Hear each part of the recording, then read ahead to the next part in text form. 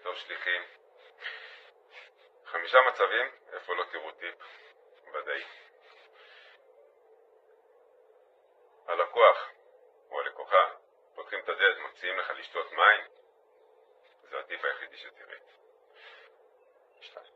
פתחה לך פיליפינית, עוזרת בית, בעלת הבית לא בבית, תשכח מהטיפ, הטיפ אצלה בכיס.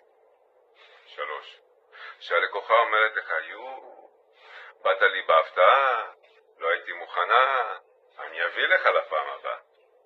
תשכח מהטיפ לפעם הזאת, וגם לפעם הבאה. שלקוח אומר לך, אני מודה לך, תודה. הרבה תודות, כנראה זה הטיפ היחידי שתקבל. 5. שלקוח אומר לך, יש לי רק כסף גדול, שתשתג.